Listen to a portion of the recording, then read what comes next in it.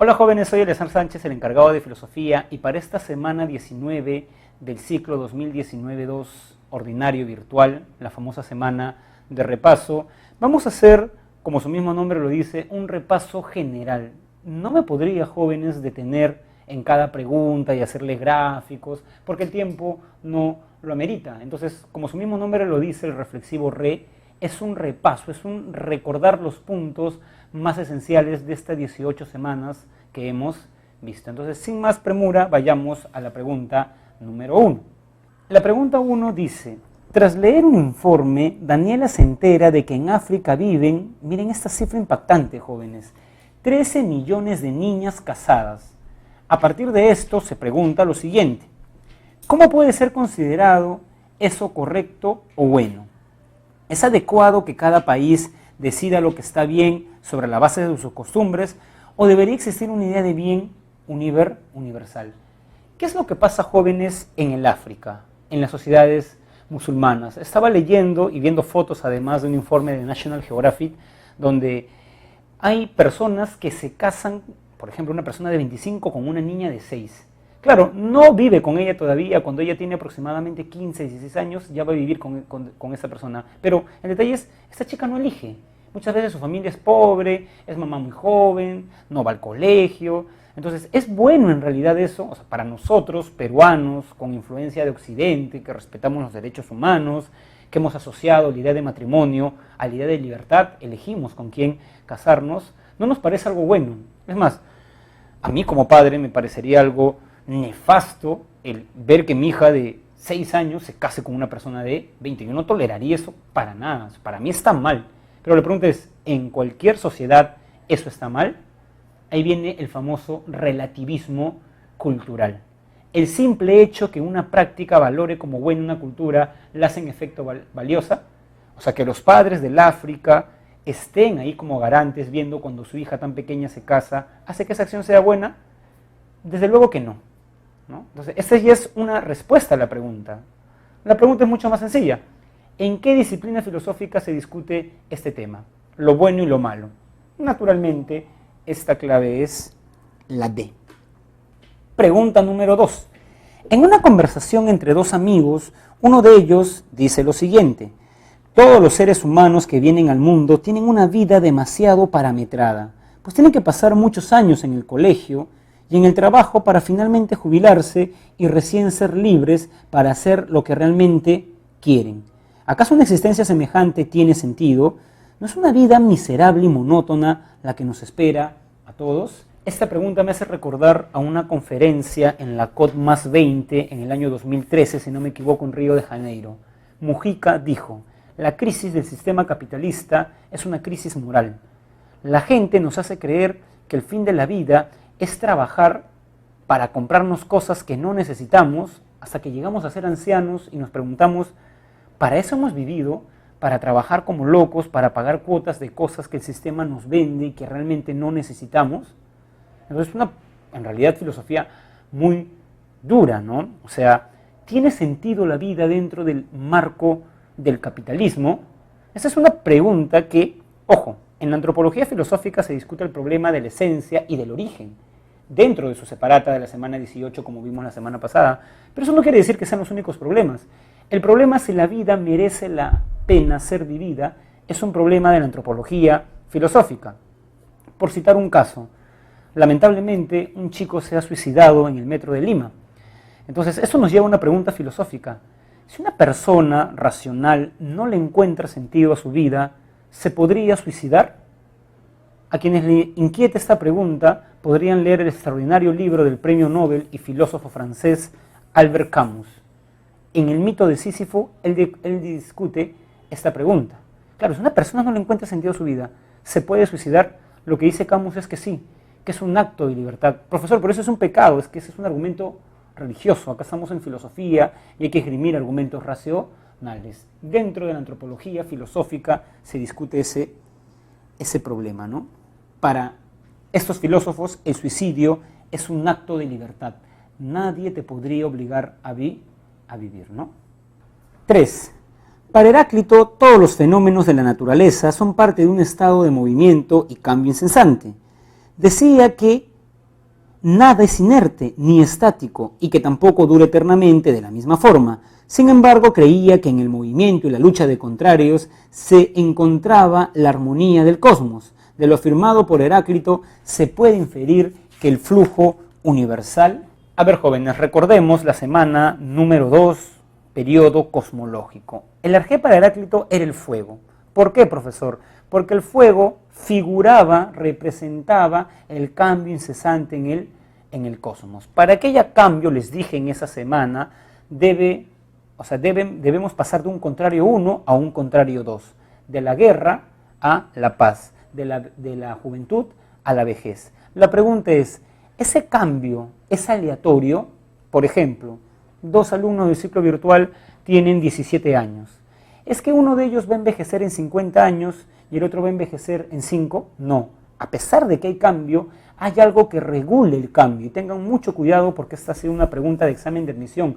Lo que une contrarios y regula el cambio es lo que Heráclito llama el locos. Entonces, busquemos una alternativa afín a la explicación que les he dado. De lo afirmado por Heráclito se puede inferir que este flujo universal rebasa los límites de la razón. No, porque el logos es la razón en griego, pero el logos también es lo que ordena el universo. B, es entero, compacto y perfecto, eso es el ser de Parménide. No es puro y simple de venir, posee un carácter perecedero, la clave es la C. No es un puro y simple devenir, sino que hay una lógica dentro del cambio. Pregunta 4. En algunas sociedades orientales, ser anciano y tener un cabello canoso es símbolo de sabiduría, y las personas que lo llevan merecen respeto y veneración y admiración.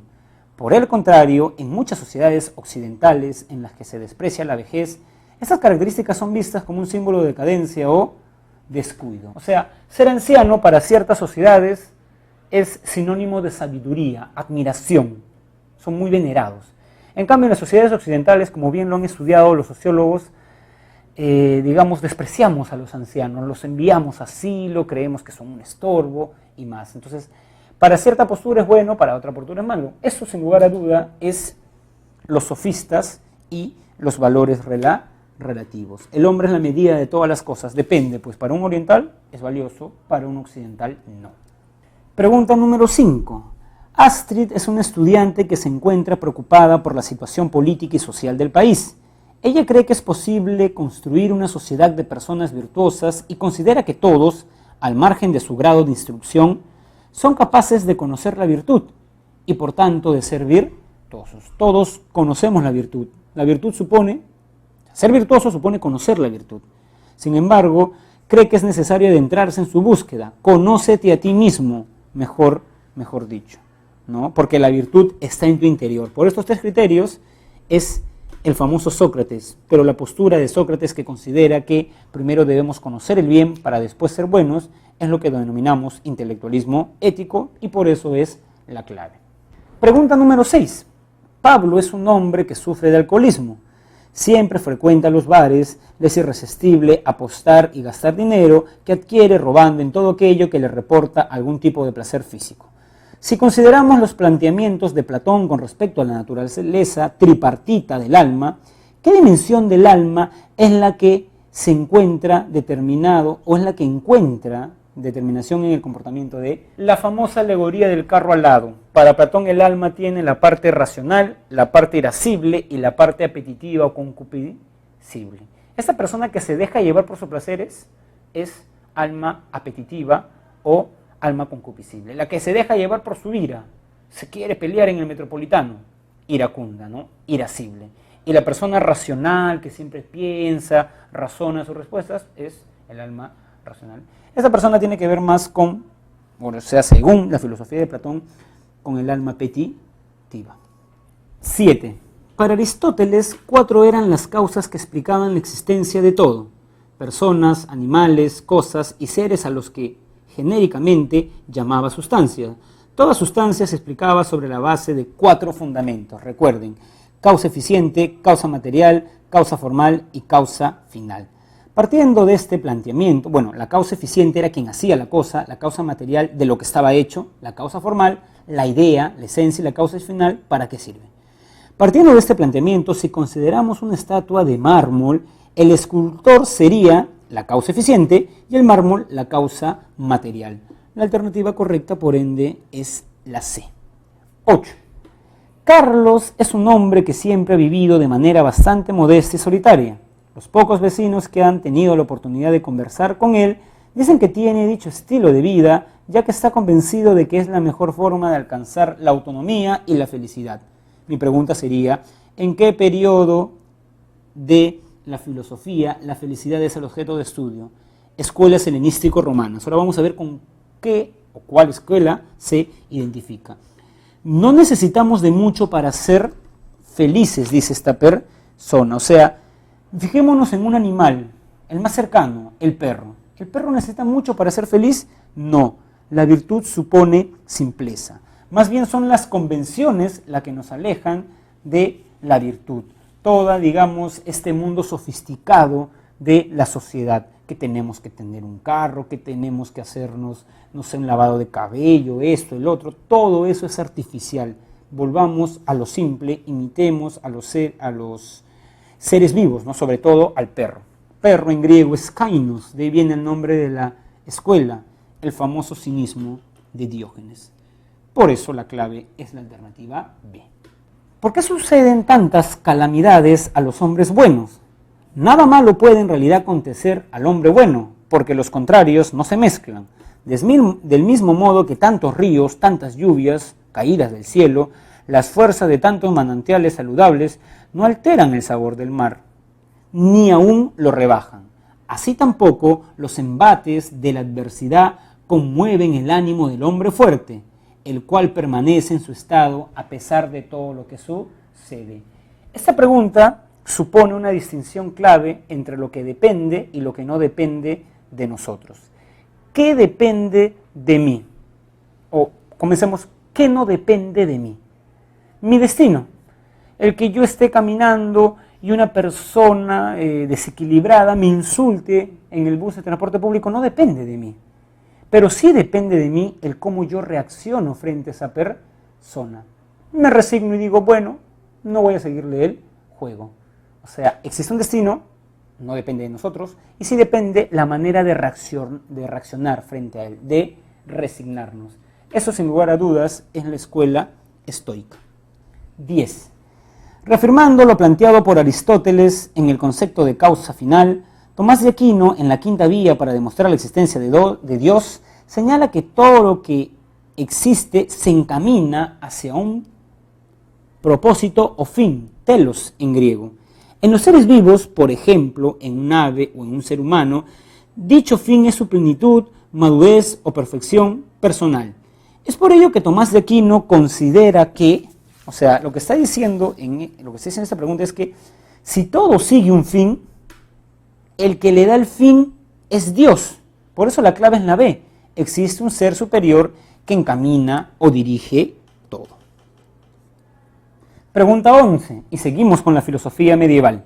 Según Guillermo de Ockham, la fe y la razón deben transitar por vías completamente distintas. Por ello, suele decirse que este filósofo medieval estableció una independencia absoluta entre ambas, a diferencia de Santo Tomás de Aquino, quien no realiza una ruptura semejante. Recuerden, jóvenes, que para Guillermo de Ockham tenemos verdades de razón, naturales, se esgrimen argumentos. En cambio también hay verdades de fe sobrenaturales y no supone argumentos sino creencias. Creer que una mujer fue virgen después de alumbrar un niño no es una cuestión racional, hasta podríamos decir es una cuestión contradictoria, ¿no? Entonces lo que hace Guillermo de Ockham es separar estos dos ámbitos y decir por eso que la filosofía no tendría por qué demostrar las verdades de fe, porque son cosas distintas. ¿Cuál es la clave en ese sentido que más se ajusta a esto?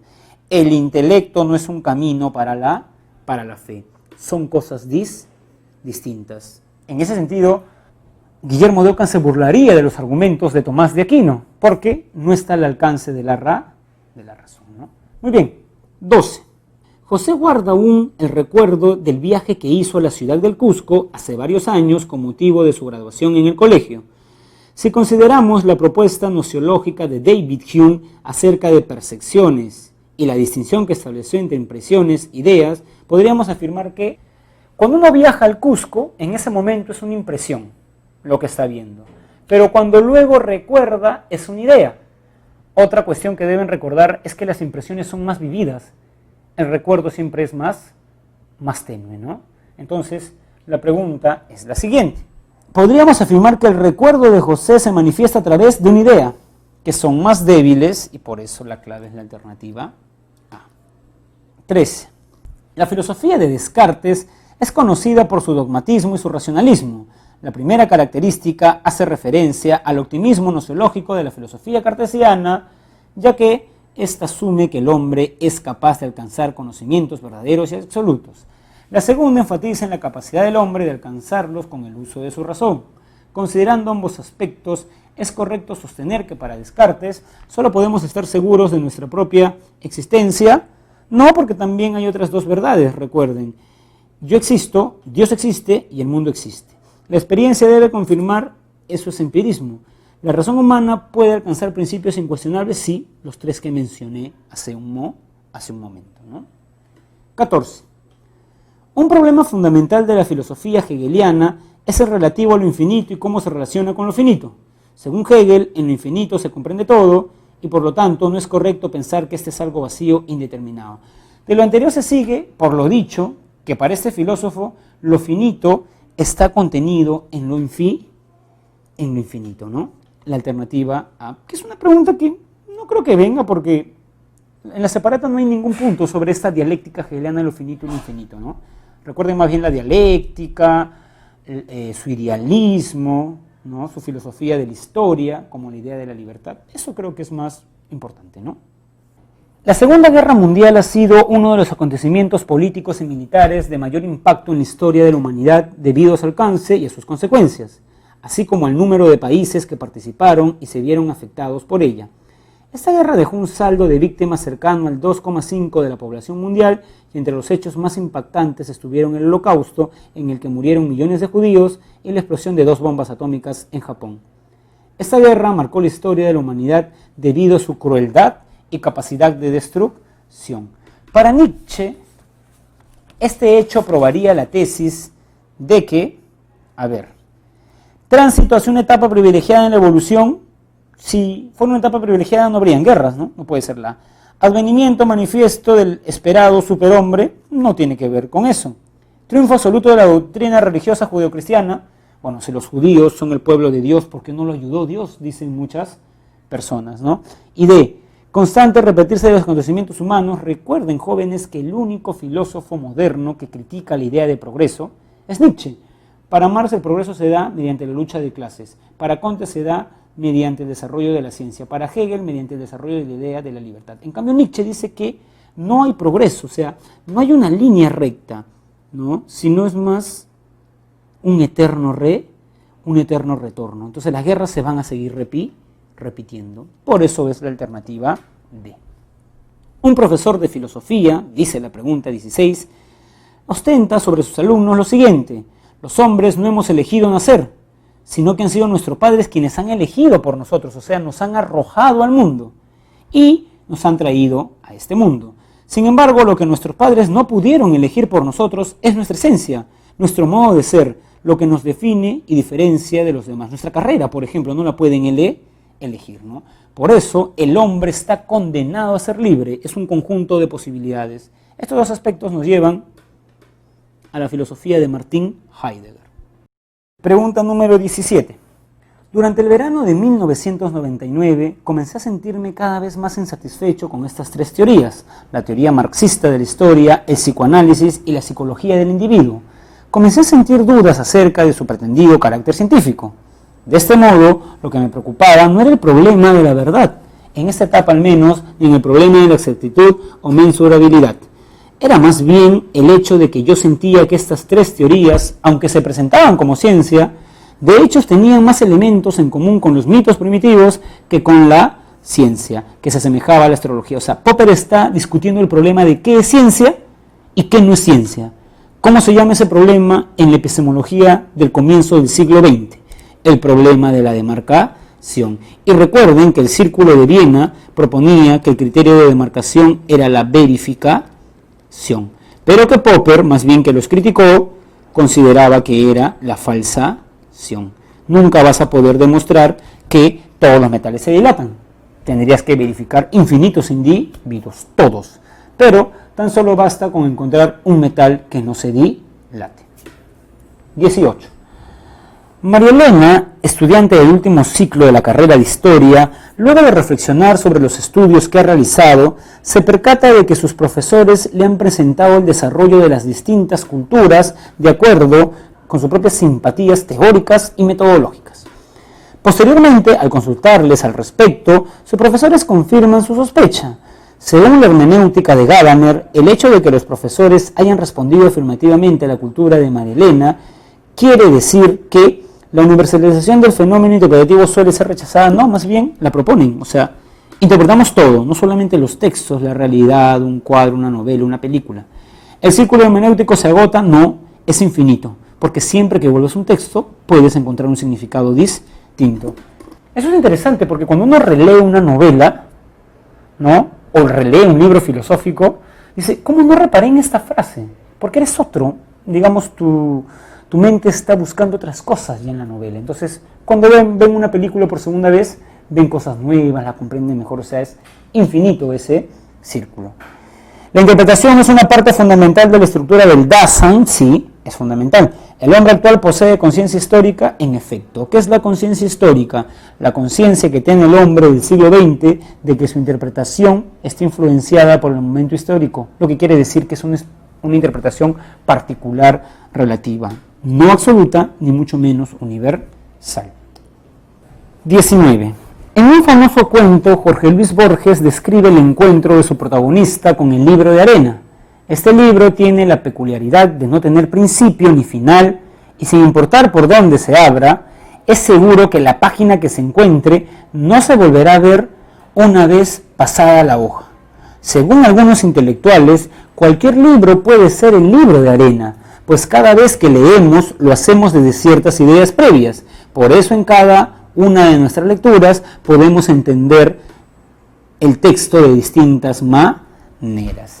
Lo anterior pone de manifiesto que lo que le comentaba hace un momento, que el círculo hermenéutico es un proceso inagotable. Siempre que vuelvas a un libro, una novela, que vuelvas a una película, un cuadro, no vas a verlo lo mismo. Sujeto, objeto, interpretación va cambiando, ¿no? Pregunta 20. Una filosofía es original no porque cree una y otra vez nuevos y extraños sistemas, nuevas y exóticas soluciones, sino porque trata de dar respuesta a los problemas de una o que una determinada realidad y en un determinado tiempo ha originado. Una filosofía cuyas soluciones no han sido nunca consideradas como la solución por excelencia y por ende como la única y posible solución. De haber sido así, no existiría una historia de la filosofía. Recordemos que para Leopoldo Sea, oponiéndose a Salazar Bondi decía que la filosofía era inauténtica, imitativa y alienada. Leopoldo Sea decía que sí era original, pero era original en tanto reflexionemos sobre problemas propios de Latinoamérica, o sea, sobre nuestra propia circunstancia. La alternativa correcta es la clave D. Pregunta número 21. En una conferencia, Edith plantea una postura crítica frente a aquellos que manifiestan que la humanidad ha alcanzado su etapa de mayor progreso debido a los grandes avances científicos tecnológicos de los que disfruta en la actualidad. Por el contrario, sostiene que estos han deshumanizado a las personas. Asimismo, plantea la necesidad de, lo primero que está haciendo Edith es criticar la ciencia. O sea, positivista no va a ser, ¿no? Porque está criticando la ciencia. Lo que dice luego es que nos vemos en la necesidad de llevar a cabo una reforma en la educación con el objetivo de preparar a una clase gobernante, una élite dirigente, y lo eduquemos en valores. Esto tiene que ver con la postura de Alejandro Deustua.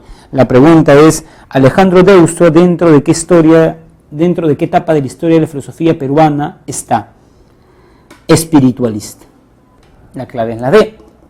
Jeremías es un investigador en astrofísica que se dedica a estudiar la atmósfera marciana, o sea, de Marte, partiendo de dos supuestos fundamentales. El primero, que es posible conocer de manera absoluta cualquier fenómeno del universo. Según el problema de la posibilidad, Jeremías está asumiendo el dogmatismo. Y el segundo, que este conocimiento está determinado por el objeto. El objeto determina el conocimiento y existe con independencia del sujeto. Según el problema de la esencia, eso es el famoso realismo. Y por eso la alternativa correcta es la clave D. Pregunta número 23. Según algunos estudios científicos, el aceite de coco puede resultar perjudicial como producto de consumo alimenticio, ya que incrementa el colesterol LDL, más conocido como colesterol malo. Contra esta afirmación, algunas cadenas de productos naturistas sostienen que esto es una mentira, pues las personas que lo consumen, se está refiriendo al aceite de coco, lo encuentran provechoso. Asimismo, dicen que el aceite de coco ha cambiado vidas para bien, por lo que no puede contener alguna propiedad negativa. O sea, lo que está diciendo estas personas es que el enunciado, el aceite de coco, es bueno para la salud, es saludable, ¿no? Esto es verdadero porque sus consecuencias son provechosas para la salud. ¿Qué teoría de la verdad decía que un enunciado es bueno si sus consecuencias son beneficiosas? El famoso pragmatismo o la verdad como utilidad de William James. Por eso la alternativa correcta es la clave B. 24. Un psicoanalista sostiene que sus hipótesis no necesitan ser comparadas con los hechos, pues dada la experiencia que posee como profesional, cabe suponer que sus planteamientos son completamente acertados. ¿Cuál de los pasos del método científico estaría omitiendo esta persona? ¿Cuáles son los 3 pasos, o 4, del método científico? Problema, hipótesis, respuesta tentativa, contrastación y luego análisis de datos. Cuando un científico, un psicoanalista, bueno, no es una ciencia para muchos, sino una pseudociencia, dice, yo no necesito corroborar qué paso del método científico está evadiendo, la contrastación. Por eso la clave es la alternativa C. Pregunta número 25. El establecimiento de la validez de la lógica de la fórmula A, B y A, entonces B, se puede determinar a priori. O sea, si yo digo, si estudio, entonces ingresaré. Estudié, por lo tanto, ingresé. Este es el famoso modus ponens. Lo que pasa es que en los manuales de lógica está así. A, B, A, entonces B, ¿no? Esto se puede determinar, o sea, yo les he puesto un ejemplo, ¿no? Por ejemplo, si voy al gimnasio, entonces tendré un cuerpo tonificado. Voy al gimnasio, por lo tanto tendré un cuerpo tonificado. Ya les estoy poniendo ejemplos, pero esto es independiente, es una fórmula lógica, yo le estoy dando contenido, ¿no? Entonces dice, se puede determinar a priori debido a que la corrección o incorrección de los argumentos o razonamientos posee un carácter sintáctico. Más bien, o sea, la validez es sintáctica. En cambio, la verdad es semántica, porque si yo les digo, tengo 30 años, para que sepan que eso es verdad, deberían corroborar con mi fecha de nacimiento, con mi partida de nacimiento, mi DNI o mi DNI. Entonces necesitamos salir de la realidad, no es algo sintáctico, sino más bien semántico. Pregunta 26. Roberto está convencido de que debe formar una agrupación política con miras a postular a las elecciones legislativas del 2020. Desde su punto de vista, no nos podemos quedar de brazos cruzados frente a la corrupción que está viviendo nuestro país en los últimos años. Si consideramos los distintos tipos de ciudadanía que plantea la filosofía política, ¿a cuál correspondería las pretensiones de Roberto? ¿Cómo se llama esa ciudadanía que quiere enfrentar y cambiar las cosas? Activa, comprometida con el cambio social. ¿Por qué no la ve? A la ciudadanía que ve la insurgencia, o sea, tomar una lucha armada como sendero luminoso, no, pues esa no es una ciudadanía activa. No es ciudadanía además, porque no tiene tolerancia y no respeta la vida de otras personas. A la ciudadanía pasiva que confía en sus representantes, no, hay una cuestión activa ahí, ¿no? A la ciudadanía que desconfía de las instituciones del Estado, si desconfía, ¿para qué postula un cargo público que es parte del Estado? No tendría mucho sentido, Por eso la clave correcta es la alternativa A. Pregunta número 27. Para Charles Taylor, las distintas formas de menosprecio y humillación que sufren las minorías culturales dentro de la sociedad producen que los individuos que las conforman tengan una visión negativa de sí mismo. O sea, para Taylor, la identidad depende del reconocimiento de los otros. Si un alumno sanmarquino piensa que es inteligente es porque sus profesores se lo dicen, porque es primer puesto, por el reconocimiento de los otros, ¿no? ¿De esto qué se deduce? Que la identidad tiene un carácter dialógico. En efecto, lo que creemos de nosotros mismos lo comerciamos en diálogo con los otros, ¿no? Entonces en la A. El reconocimiento resulta insuficiente. Para Fraser es insuficiente, que tiene una concepción bidimensional, ¿no? Introduce la redistribución. La libertad de las minorías es imposible. No es posible, solamente hace falta reconocimiento. El Estado debe redistribuir la riqueza, eso es Fraser, ¿no? Y están preguntándonos sobre Taylor. Pregunta número 28. Las opiniones acerca del cierre del Congreso de la República por parte del presidente Vizcarra han sido de distinto tipo, mientras que para ciertos sectores ha sido un acto que se ha realizado dentro del marco constitucional. Para otros resulta discutible su legitimidad. Si tenemos en cuenta los distintos tipos de valores que existen, ¿a qué clase de valoración permiten? ¿Está hablando de la belleza? ¿Está hablando de que fue malo? ¿Está hablando de que fue constitucional, legítimo? Eso es jurídico económico. ¿Está hablando de que fue útil, lucrativo hacer eso? No, la clave es la C. Pregunta número 29. Según Pablo, la fundamentación de nuestros actos morales no debe residir ni en mandamientos de carácter religioso, ni en principios normativos impuestos por la sociedad, o sea, no por las consecuencias, porque eso es una moral heterónoma. Tenemos que tener una moral autónoma, que se basa en ¿qué? En el deber. Por ello afirma lo siguiente: nuestra moral no debe fundarse en determinaciones externas, consecuencias, ya que si fuese así, nuestros actos no serían verdaderamente libres. O sea, el que actúa de corazón realmente es libre, el otro no. El otro ayuda a acusar a la anciana porque alguien lo está mirando, ¿no? Hace el bien esperando algo a cambio, no es libre, se convierte en esclavo esperando algo a cambio. Entonces, en cambio, por el contrario, quien hace el bien de corazón es plenamente libre. ¿Por qué? Porque Kant dice que el hombre es el único ser que puede dar normas morales y seguirlas, o sea, puede autorregularse, él mismo. No importa que no exista un paraíso, un infierno, tú te das normas y te autorregulas. Esas normas precisamente son los famosos imperativos categóricos.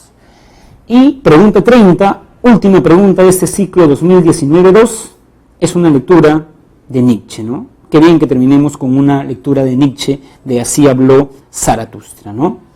Mirad, yo os enseño el superhombre. El superhombre es el sentido de la tierra, es el que ama la tierra, ama lo corporal, no como el cristiano, ¿no? Que niega lo corporal, y es un reprimido para Nietzsche, ¿no? Digan vuestra voluntad, sé el superhombre y el sentido de la tierra, de esta tierra. Yo os conjuro, hermanos míos, permaneced fieles a la tierra y no creáis a quienes os hablan de esperanzas sobreterrenales. O sea, ama a quien vive esta vida intensamente, ama la tierra, ama su cuerpo, no reprime sus instintos. En cambio, ese que está pensando en el paraíso, no, dice Nietzsche, porque te está haciendo que te olvides de lo más importante de esta vida, bueno, que para Nietzsche era única, ¿no? Son envenenadores, lo sepan o no. Desprecian la vida, o sea, el superhombre ama la vida.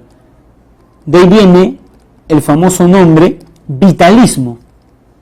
Soy vitalista, amo la vida con todo lo que implica, su dolor, su sufrimiento, pero también su felicidad. Pero ese dolor y ese sufrimiento, decía Nietzsche, no debe llevarte a ser un cobarde moral y decir, como no puedo ser plenamente feliz acá, voy a ser feliz en otro mundo. Un lugar donde todas las cosas truncas que no he podido hacer acá, las voy a hacer en otro mundo. Y eso es lo que los cristianos llaman paraíso. Ellos desprecian la vida. son despreciadores de la vida. En otro libro dice, son predicadores de la muerte. Son moribundos y están ellos también envenenados. La tierra está cansado de ellos. Ojalá desaparezcan. Y ojo, Nietzsche está diciendo, ojalá desaparezcan. En el Anticristo dice una frase mucho más fuerte. Dice, primer principio de nuestra moral, muerte a los débiles, y hay que ayudarlos a morir, por amor a la humanidad. O sea, por amor a la especie, habría que aniquilar a los cristianos. Entonces, esta técnica del holocausto que practicaron los nazis, algunos dicen que se basó en este famoso fragmento de Nietzsche, ¿no? Entonces, del texto anterior se desprende la crítica nietzscheana a las consecuencias del cristianismo y su concepción de bien y mal. Las consecuencias del cristianismo sí, pero su concepción del bien y el mal no tanto. El carácter terrenal, finito, doloroso y trágico de la vida del hombre no va por ahí. O sea, lo fundamental, ¿no? El modo de pensar occidental en el que predomina la moral aristocrática, sin el modo occidental predomina la moral del siervo, la de los débiles, la de los cristianos. D, la moral que va en contra de la naturaleza humana y de sus instintos, en efecto, ¿no? Y por eso critica al cristianismo, porque niegan sus instintos. Muy bien, jóvenes, hemos terminado este curso. Para mí ha sido bastante gratificante porque creo que hay algo noble y loable en ser profesor, porque es en cierta medida motivar la inquietud cultural que ustedes tienen. Todo hombre desea saber, decía Aristóteles en la metafísica. Así comienza la metafísica. Todo hombre por naturaleza desea saber. Entonces, yo sé que muchos de ustedes no han llevado filosofía en el colegio, a veces es su primer contacto. Entonces hemos tratado de acercar los pensamientos de los grandes filósofos. Y más que acercar, es que ustedes tomen conciencia que muchas cosas que nosotros pensamos, como el sentido de la vida, de dónde venimos, cómo podemos ser una buena persona, por qué a todos no nos gustan las mismas películas, profesor, voy a estudiar historia, eso es una ciencia.